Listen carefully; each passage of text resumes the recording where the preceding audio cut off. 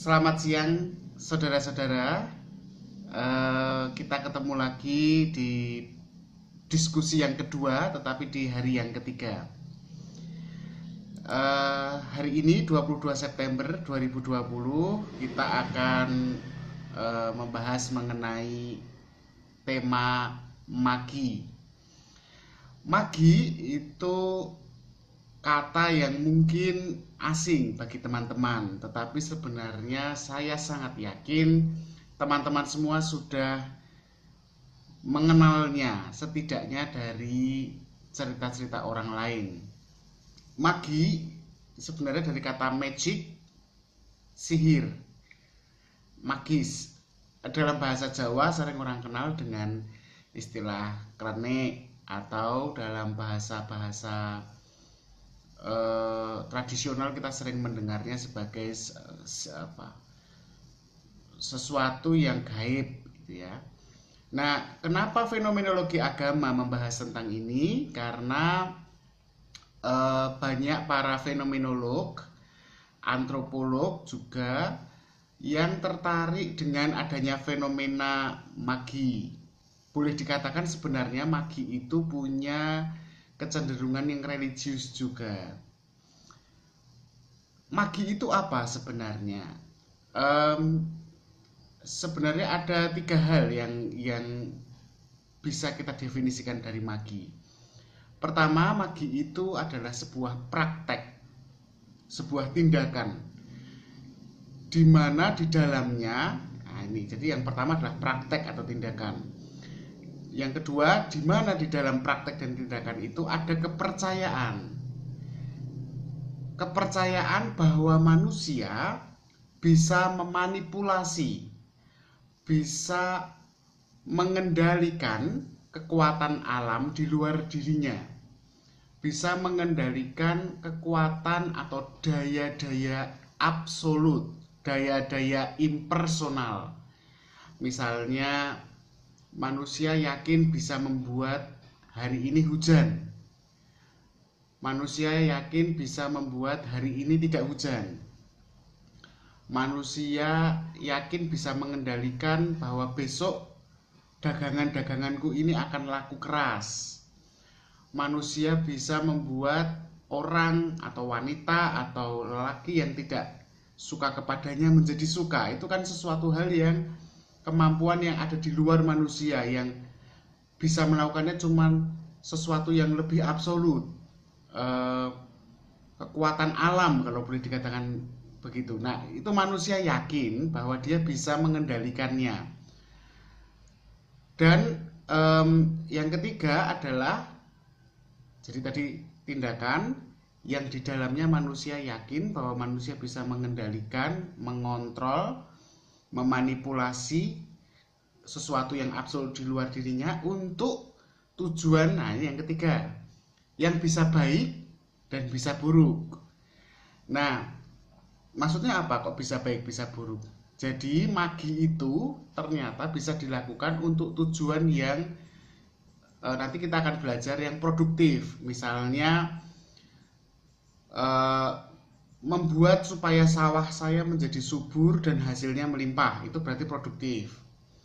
Membuat rumah saya supaya tidak ada penjahat, maling atau apapun datang, itu berarti protektif. Jadi ada yang produktif, ada yang protektif, itu baik. Tapi ada yang destruktif atau negatif, misalnya membuat orang lain sakit. Nah, itu, atau membuat orang lain mati. Nah, itu negatif atau tujuan yang buruk. Jadi sekali lagi, magi adalah, atau dalam bahasa umum sering disebut sebagai sihir ya. Magi adalah sebuah tindakan atau praktek yang di dalamnya ada kepercayaan, ada keyakinan bahwa manusia mampu mengendalikan sesuatu yang absolut. Saya tidak mengatakan Tuhan, tetapi sesuatu yang absolut. Itu bisa berarti dewa-dewa, bisa berarti kekuasaan alam yang kuat, roh-roh ya. Dia bisa mengendalikannya untuk mencapai kepentingannya, mencapai keinginannya. Keinginannya bisa baik, bisa buruk. Nah, magi sendiri itu eh, bisa dibedakan menjadi dua jenis magi. Itu menurut seorang antropolog yang namanya Fraser.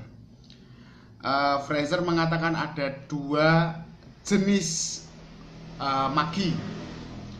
Magi pertama adalah magi tiruan, magi yang kedua adalah magi sentuhan. Nah, kok Fraser bisa mengatakan itu? Jadi dia melakukan penelitian di beberapa suku-suku atau tribe ya di Afrika dan di beberapa tempat, dan bukan hanya Fraser, ada beberapa antropolog lain yang juga melakukan hal yang serupa, di mana kemudian terlihat ada dua jenis magi sesuai sifatnya. Maaf. Yang pertama adalah magi tiruan, yang kedua adalah magi sentuhan.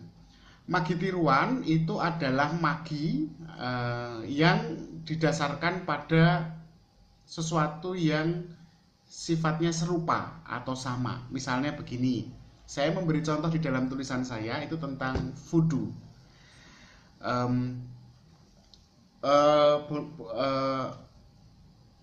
Orang di Afrika Barat itu menggunakan sebuah boneka kecil yang itu bentuknya mirip dengan manusia atau direpresentasikan,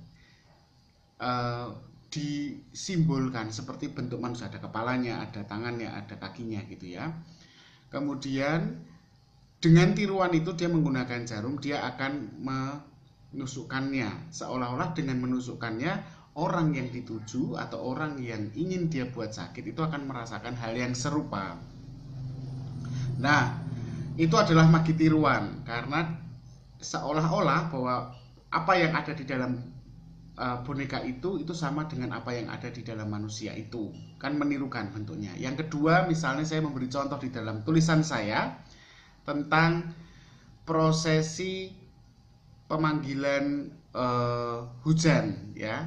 Ini kan termasuk magi. Jadi manusia merasa dia bisa mengendalikan kapan akan hujan, kapan akan tidak hujan misalnya. Nah, seorang syaman itu adalah sebutan untuk dukun gitu ya. Dalam bahasa Inggris juga sering dikenal dengan nama syaman. Di suku Indian itu akan memukulkan batu satu dan batu yang lainnya. Dan ini ada jenis batu tertentu yang kemudian dikenal sebagai thunder rock atau batu guntur ya, batu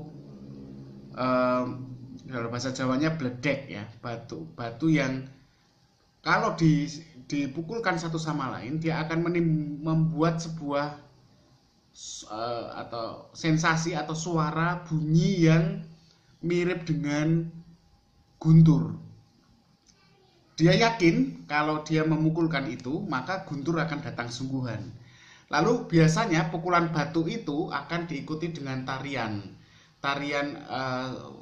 orang-orang dari suku Indian, di mana gemuruhnya mereka menggunakan pakaian yang membuat kalau mereka menari itu kemudian suaranya itu mirip dengan suara hujan, sehingga mereka yakin kalau ada suara hujan, ada suara guntur, maka hujan akan beneran datang gitu. Nah, itu magi tiruan. Jadi jenis magi tiruan. Lalu yang kedua adalah magi sentuhan. Sentuhan itu artinya bukan berarti magi ini dilakukan dengan menyentuh orang yang menjadi sasaran atau sesuatu yang menjadi sasaran disentuh, tidak. Tetapi cukup bagian-bagiannya. Di sini dalam tulisan saya berangkat dari pemikirannya Fraser. Orang yang menggunakan magi sentuhan ini hanya memanfaatkan rambut, kuku, kain, atau benda-benda lain yang dimiliki oleh orang yang ingin dijadikan sasaran magi itu. Ini bisa dilakukan bukan hanya untuk melukai orang dari jarak yang berbeda. Misalnya saya ingin membuat orang lain sakit, saya cukup menggunakan kukunya lalu melakukan prosesi ritual tertentu. Tapi juga bisa untuk dipakai untuk membuat orang lain menjadi gila, atau bisa membuat orang lain untuk menjadi mencintai saya. Nah, hal-hal yang semacam ini dilakukan di banyak suku-suku, bukan hanya di Afrika, tapi kita juga sering mendengarnya itu juga dilakukan di Nusantara, di tempat-tempat kita ini. Nah, itu tadi dari sifatnya magi, ada sentuhan, ada tiruan. Tapi kemudian kita juga bisa mengklasifikasikan atau membedakan magi dari tujuannya. Kalau dari tujuannya itu ada dua, seperti yang saya katakan tadi, magi kan adalah sebuah tindakan atau praktek yang ingin mengendalikan kekuatan besar di luar diri manusia untuk tujuan baik dan buruk. Bisa baik, bisa buruk. Kalau baik tujuannya itu disebut sebagai magi putih. Kalau buruk itu disebut sebagai magi hitam. Magi putih itu bersifat baik karena pada dasarnya anggapannya itu magi yang oleh Fraser dipikirkan yang tujuannya untuk kebaikan orang lain. Misalnya seperti kesembuhan, kesuburan tanaman, atau misalnya pemanggilan hujan yang bisa memberikan keberuntungan untuk banyak orang. Kalau magi hitam itu berbeda lagi. Magi hitam itu ditujukan untuk sesuatu yang buruk, membuat orang lain sakit, untuk berlaku curang seperti membuat orang lain mencintai kita, untuk menjatuhkan lawan bisnis kita atau menjatuhkan lawan dagang kita. Nah, itu buruk. Tetapi penggunaan kata hitam dan putih, baik dan buruk, untuk magi ini masih menjadi pertanyaan. Jadi relatif, tergantung dari sudut pandang mana. Pembedaan antara magi hitam dan putih ini sangat relatif, dan menurut James George Fraser, dia meyakini kalau magi itu sebenarnya pada dasarnya itu bersifat simpatik. Simpatik artinya membantu, entah itu manusia individu atau secara sosial satu kampung. Sifat simpatik ini yang kemudian lebih tepat dikenakan pada magi daripada pembedaan antara hitam dan putih. Kalau menurut Fraser, James George Fraser, antropolog sosial, magi itu lebih dekat atau lebih tepat kalau dimaknai sebagai semacam ilmu pengetahuan awal, semacam ilmu yang ditemukan sebelum sains lahir atau sains lahir. Tujuannya untuk membantu dan melindungi keberlangsungan hidup satu kelompok masyarakat. Nah, Fraser menekankan bahwa antara agama dan magi ini justru berlainan. Karena kalau agama itu mengorientasikan dirinya pada kekuatan absolut. Artinya agama itu justru menyerahkan dirinya sepenuhnya pada sesuatu yang absolut, dalam hal ini Tuhan, bisa juga roh-roh, bisa juga dewa-dewa, atau daya-daya yang melampaui keterbatasan manusia. Kalau magi tidak, magi itu meyakini bahwa dirinya bisa mengendalikan, mengontrol kekuatan di luar dirinya yang melampaui batasnya. Jadi ini ada perbedaan antara agama dan magi. Fraser mengatakan sifat magi justru dekat dengan ilmu pengetahuan. Yang satu sisi dia membantu manusia, ilmu pengetahuan, untuk memecahkan persoalan-persoalan hidup sehari-harinya. Di sisi yang lain dia mirip dengan ilmu pengetahuan karena dia tidak percaya bahwa segalanya itu hanya ditentukan oleh Tuhan misalnya. Jadi misalnya begini, kalau orang sakit itu, kalau ilmu pengetahuan kan akan mencari jalan untuk bisa sembuh orang ini. Tapi kalau agama kan bagaimana orang itu bisa berserah, pasrah pada rasa sakitnya. Nah,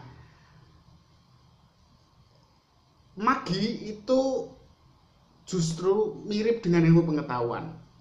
Dia meyakini bahwa manusia punya kendali, punya kemampuan untuk mengontrol nasibnya, takdirnya, atau hal-hal yang sebenarnya tidak bisa dia kendalikan gitu ya. Bak ilmuwan, ahli magi menganggap rangkaian kejadian dalam kehidupan nyata sebagai sesuatu yang pasti. Jadi seperti ilmu pengetahuan, dia meyakini bahwa kehidupan itu bisa direncanakan secara pasti. Misalnya, saya ingin menikah dengan wanita itu atau dengan pria itu, tapi wanita atau pria itu tidak suka sama saya. Maka gimana caranya biar wanita itu suka sama saya? Mari kita lihat.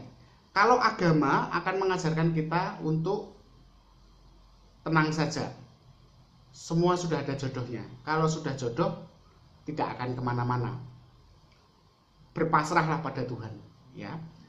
Kemudian kalau ilmu pengetahuan mengajarkan, oh kalau begitu kamu harus mencoba menarik dia dengan jalan logikanya. Kalau dia tertarik padamu, maka dia akan suka kepadamu dan akan menjadi pasanganmu, kan begitu. Maka kamu harus, logikanya oleh ilmu pengetahuan diajarkan, kamu harus merawat kulitmu, kamu harus berlatih punya sikap yang baik. Lalu ada berbagai macam teori, misalnya wanita lebih suka kalau prianya begini, pria lebih suka kalau wanitanya begini. Nah itu kamu pelajari, itu ilmu pengetahuan.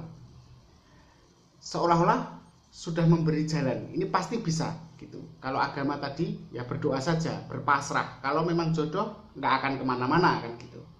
Kalau magi tidak, dia lebih pasti lagi. Baiklah, cari rambutnya, cari fotonya, kita akan melakukan sebuah ritual. Besok pagi pasti dia akan mau sama kamu. Ada syarat-syaratnya, ada pantangan-pantangannya, dan tidak boleh dilanggar. Kalau dilanggar tidak akan terjadi. Nah, kalau saudara-saudara lihat, teman-teman lihat, magi ini seperti ilmu pengetahuan. Dia punya sesuatu yang dia bisa pastikan, ada urutannya, ada rumusnya. Rumusnya misalnya, kalau kamu datang ke rumahnya, kamu tidak boleh menggunakan pakaian warna hitam, kamu harus minum ramuan ini dulu, harus dengan wangi-wangian ini, dan kamu harus mengantongi semacam rambut atau kantong kain putih dan sebagainya, seperti itulah. Nah, itu kan ada rumusnya, sudah ada runtutan saintifiknya, nanti habis ini akan begini, habis ini akan begini, dan ada rumusnya. Ini sama dengan ilmu pengetahuan, itu menurut Fraser. Nah, baik ahli magi maupun ilmuwan itu juga menganggap bahwa kalau misalnya ada kebetulan atau sesuatu yang spontan terjadi, misalnya begini, menurut penelitian, kalau sebuah tanaman itu kita siram dan kita pupuk setiap hari, maka tanaman itu akan menjadi subur. Itu biologi mengajarkan seperti itu misalnya. Nah, ternyata sudah kita siram, sudah kita kasih pupuk, tapi dia tidak tumbuh besar. Oh, berarti kemudian di situ apa penyebabnya? Oh, kebetulan kita menemukan di tanaman itu ada ulat. Nah, kalau dalam penelitian biologi dia akan mengatakan bahwa oh, ini gagal bukan karena air dan pupuk yang gagal membuktikan bahwa tanaman bisa subur, bukan, tapi karena kebetulan ada ulat di situ. Coba kalau ulatnya disingkirkan, pasti berhasil. Itu kan biologi. Sekarang kalau ilmu magi sama juga. Besok kamu datang ke rumahnya membawa dikasih jimat gitu ya, ini di kamu kantong, kemudian jangan lupa menggunakan parfum ini yang penting parfumnya ini langsung dari akar tumbuhan apa. Setelah itu kamu nanti ketemu sama dia, langsung kamu senyum, dia pasti langsung suka sama kamu. Nah, waktu itu dilakukan dan ternyata tidak suka. Nah, dia protes sama syamannya atau dukunnya, gimana nih kok nggak berhasil? Loh, waktu itu apa yang terjadi? Ya waktu itu saya datang ke rumahnya, sempat saya memang kehujanan, lalu saya sampai rumahnya juga, dan kemudian saya ketuk pintunya, saya sudah siap, saya senyum, kok dia nggak mau? Oh, itu karena hujan. Hujan itu menghapus bau harummu, bau parfummu, itu penyebabnya. Jadi bukan karena ramuan-ramuan ini tidak berhasil? Oh tidak, tapi karena ada hujan. Nah, hujan dan ulat tadi itu kan adalah faktor kebetulan. Kalau dalam penelitian biologi sering disebut sebagai variabel pengganggu. Kalau Anda melakukan eksperimen, Anda kan adalah orang-orang sains ini ya. Kalau misalnya Anda melakukan eksperimen dan eksperimen itu gagal, itu belum tentu karena metodenya yang gagal, tetapi yang membuat gagal itu karena ada variabel pengganggunya. Nah, bedanya menurut Fraser, lalu pertanyaannya kan begini, loh berarti sama antara magi, sesuatu yang klenik, dengan ilmu pengetahuan, dengan sains. Bukankah mereka saling bertentangan? Ya justru itu, mereka itu memiliki cara berpikir yang sama menurut Fraser, tetapi magi itu menurut Fraser salah dalam membangun konsepsi tentang alam. Maksudnya salah membangun konsepsi tentang alam begini, ahli magi itu logikanya jalan, rasionalnya jalan, tetapi mereka terlalu sederhana menempatkan persentuhan dan kemiripan sebagai dasar terjadinya sesuatu. Misalnya begini, ada boneka tadi, boneka voodoo yang sudah saya jelaskan. Bagaimana penjelasannya?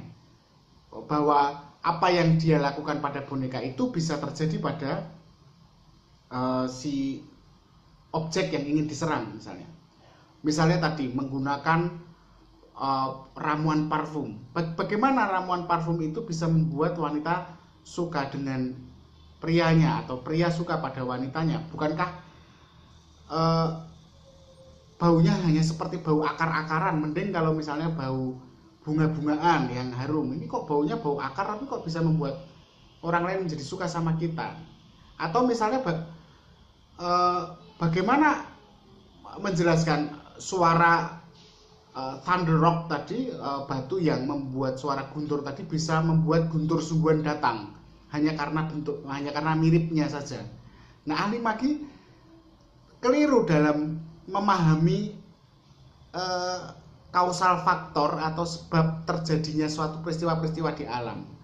Dia tidak mungkin bisa melakukan sesuatu di alam hanya karena sentuhan dan kemiripan. Itu menurut Fraser.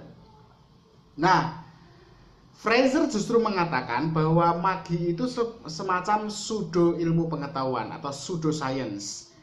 Pseudoscience sudah saya jelaskan dalam tulisan saya adalah ilmu yang semu, ilmu yang seolah-olah rasional, logis, tetapi tidak ilmiah sama sekali. Gitu.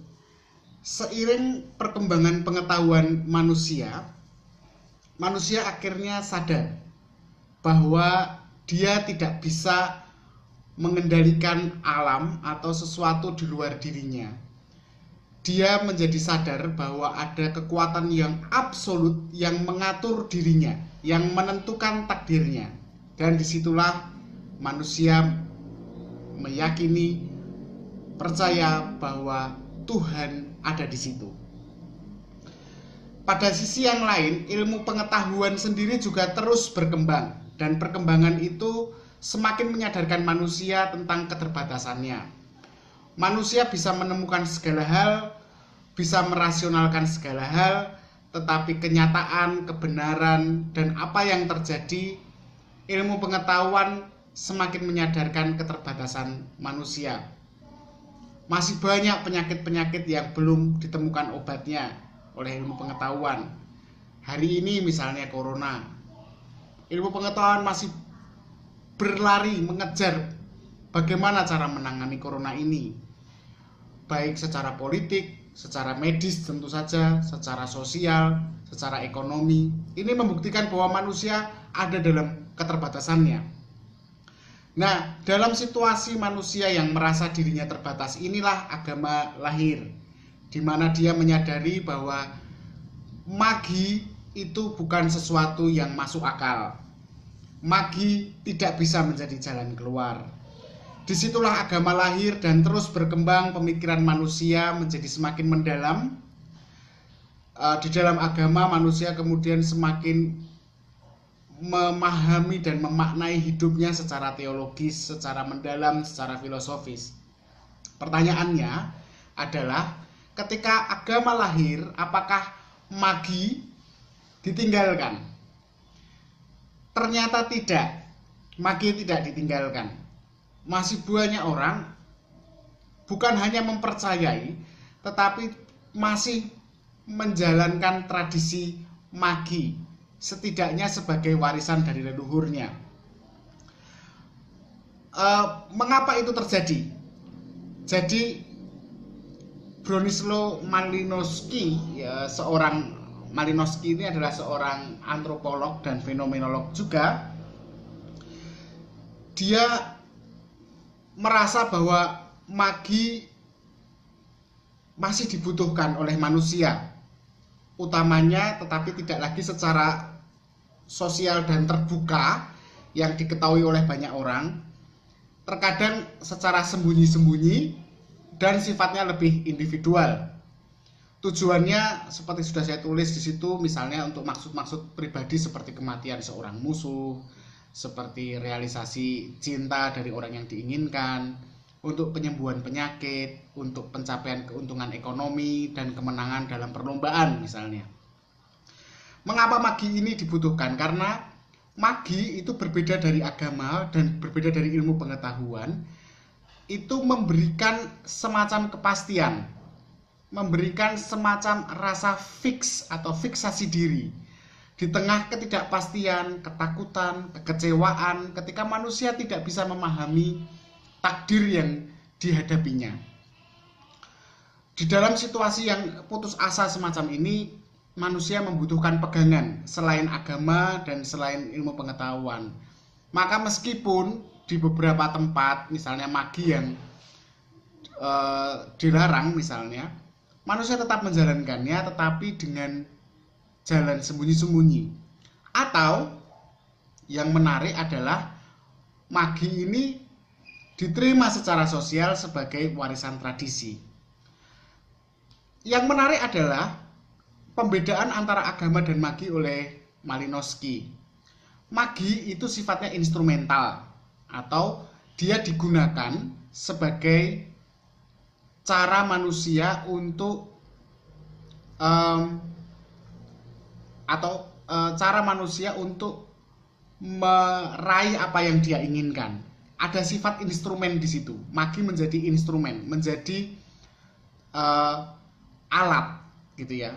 Sedangkan kalau agama itu sifatnya adalah ekspresif. Jadi dia itu mengekspresikan penyerahan diri total manusia pada sesuatu yang tidak pasti itu, tetapi adalah pemberian atau aturan dari yang absolut, yang dalam hal ini adalah Tuhan.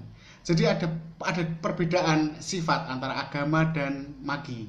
Magi sifatnya instrumental, pencapaian kebutuhan-kebutuhan, kepentingan-kepentingan hidup manusia. Sedangkan kalau agama adalah ekspresi, ungkapan cinta manusia pada Tuhan. Sehingga cara magi dan agama ini menghidupi umatnya itu berbeda. Kalau agama itu melihat penderitaan itu sebagai sesuatu yang manusia harus jalani dan terima, lalu syukuri, lalu mengambil makna-makna dari penderitaan itu sebagai caranya untuk bersyukur kepada Tuhan. Sedangkan magi ini berbeda. Ketika dia menghadapi persoalan-persoalan hidupnya, dia harus mencari solusi keluar dari persoalan hidup itu. Nah, solusi itu lewat ritual-ritual yang mana dia meyakini bahwa dia bisa mengendalikan sesuatu yang absolut, sesuatu yang tidak bisa dia raih dengan tangannya. Nah, sifat instrumental dan ekspresif ini menjadi perbedaan yang esensial, yang hakiki antara agama dan magi. Tetapi yang menarik adalah meskipun kedua hal ini berbeda, hubungan antara agama dan magi ini unik. Pada satu sisi, kadang mereka saling bertentangan. Kita tidak bisa memungkiri ada banyak kasus di mana agama itu menentang magi habis-habisan. Tidak boleh ada magi sama sekali. Bahkan kalau kita lihat dalam kehidupan sehari-hari masyarakat, segala hal yang berbau magi itu dianggap sebagai dosa. Kejadian-kejadian di masyarakat sudah saya tuliskan di situ, apa yang terjadi. Tetapi ada kalanya mereka bercampur antara magi dan agama. Kok bisa bercampur? Ada sifat yang menarik. Di dalam magi, tadi kan sudah saya katakan bahwa magi itu sifatnya instrumental. Dia hanya digunakan untuk pencapaian kebutuhan-kebutuhan, merubah nasib hidup, takdir, atau sesuatu yang tidak bisa dikendalikan oleh manusia. Tapi ternyata tidak itu saja. Kalau dilihat dari ritual-ritual yang ada di dalam magi, di dalamnya ternyata juga ada ungkapan syukur, ada keberserahan diri manusia pada kekuatan-kekuatan alam semesta. Dan magi ini tidak sesederhana itu. Di dalam magi sendiri juga ada filosofisnya sendiri, gitu, ada filsafatnya sendiri yang unik. Bagaimana manusia memaknai bahwa hidupnya itu diatur oleh tatanan yang dia sendiri mungkin bisa mengaturnya, tetapi dia juga harus berpasrah kepadanya.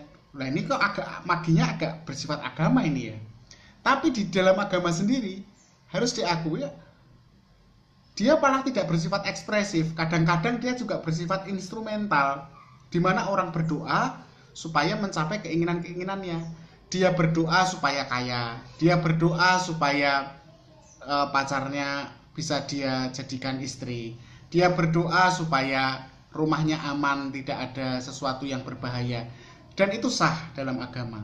Sehingga ada sifat magi yang sedikit agama, dan ada sifat agama yang sedikit magi gitu. Ini menyebabkan keduanya kemudian saling beralkulturasi, saling menyatu. Bahkan kadang-kadang kalau Malinowski itu memberi contoh, itu misalnya ada upacara agama yang kemudian diikuti dengan upacara magi, tetapi dengan pemimpin yang berbeda. Misalnya saya memberi contoh di situ, ada upacara doa mengungkap syukur atas panenan. Setelah berdoa selesai, doanya dipimpin oleh seorang pemuka agama atau imam di situ, dan ketika selesai upacara agama itu kemudian ada tarian-tarian, bukan sebagai hiburan, tapi tarian itu adalah tarian ritual yang dipimpin oleh syaman atau dukun tadi untuk bersyukur kepada dan meminta perlindungan pada Dewi Kesuburan misalnya, yang sebenarnya itu tidak diakui di dalam agama yang baru saja mereka tadi berupacara. Tetapi karena itu adalah peninggalan tradisi warisan nenek moyangnya, kemudian itu menjadi semacam pelengkap acara tersebut. Kalau di dalam tradisi Jawa itu kadang-kadang ada upacara ruatan setelah upacara doa bersama dalam agama tertentu. Nah, ini menunjukkan bahwa ada keakraban, tetapi juga kadang-kadang di tempat yang lain di mana agamanya sangat puritan, keras, itu segala hal yang magi disingkirkan. Tapi ada tempat-tempat tertentu yang agama dan magi ini karena sifatnya yang mendua, ada sifat instrumentalnya, ada sifat ekspresifnya, baik di agama maupun di magi, mereka kemudian bisa hidup berdampingan. Dalam perkembangannya sebenarnya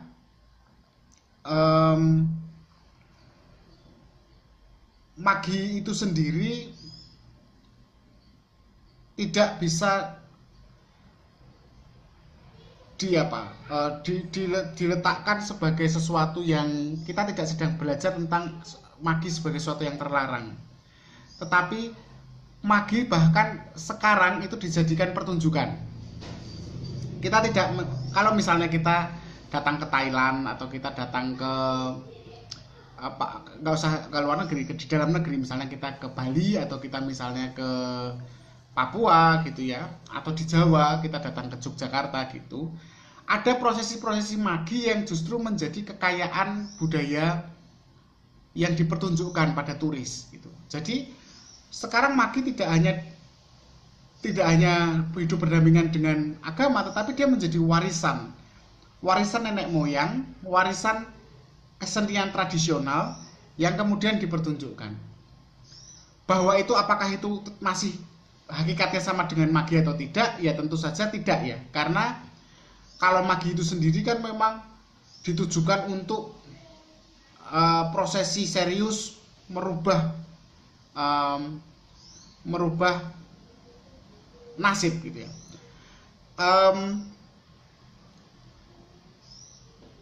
Yang jelas dalam mata kuliah ini yang akan kita bicarakan adalah tentang bagaimana agama dan magi itu hidup secara bersamaan di tengah masyarakat. Keduanya memiliki sifat yang berbeda, tetapi kadang saling bercampur. Nah, dalam statementnya Davamoni atau pernyataannya Davamoni, seorang fenomenolog agama, dia mengatakan bahwa satu hal yang penting untuk diingat itu ada magi hitam, ada magi putih gitu ya. Tapi apakah ada agama hitam? Kalau magi kan tadi ada hitam dan ada magi putih, karena yang hitam itu yang sifatnya merugikan manusia, yang putih itu yang membantu manusia. Tapi kalau agama, apakah ada agama hitam? Davamoni mengatakan tidak ada. Kenapa kok bisa tidak ada? Karena agama itu sifatnya ekspresif. Sifatnya tidak instrumental. Sifatnya agama itu adalah untuk mengekspresikan ketaklukan manusia pada yang khalik, yang absolut, pada Tuhan, pada sesuatu yang besar dan mengatur segalanya. Sedangkan kalau magi itu karena sifatnya instrumental atau digunakan untuk tujuan di luar dirinya untuk mencapai ini dan itu, bukan untuk magi itu sendiri, maka dia bisa punya tujuan yang baik, bisa punya tujuan yang buruk, sehingga bisa menjadi hitam atau putih. Kalau agama, dia tidak instrumental, dia sifatnya ekspresif. Dia sifatnya itu untuk dirinya sendiri. Dia memuji Tuhan, dia memuliakan Tuhan, bukan untuk mengendalikan Tuhan, bukan untuk memaksa Tuhan memberikan apa yang kita inginkan, bukan. Tetapi keberserahan total, itu agama. Kalau magi, tidak. Bagaimana caranya supaya Tuhan menuruti keinginan kita? Nah, perbedaan antara magi dan agama ini yang kemudian menjadi bekal pertanyaan kepada kita. Dalam tulisan terakhir saya bertanya, sudahkah kita memperlakukan agama sebagai sarana penyerahan diri kita kepada Tuhan, atau justru kita gunakan agama sebagai instrumen layaknya magi? Apakah kita melakukan proses-proses religius kita, ritual-ritual religius kita mengalami pengalaman-pengalaman religius kita itu di dalam agama? Apakah sebagai jalan kita untuk mengekspresikan rasa cinta kita kepada Tuhan, atau untuk mengatur dan memerintah Dia? Nah, itu pertanyaan terakhir bagi kita ketika kita belajar tentang agama dan magi. Baik teman-teman, saya pikir sekian dulu perkuliahan kita hari ini. Semoga ini bisa menjadi tema yang menarik untuk kita pelajari, bukan hanya untuk tahu teori-teorinya, tetapi juga bisa menjadi bekal untuk kehidupan sehari-hari kita. Terima kasih, sampai jumpa lagi minggu depan.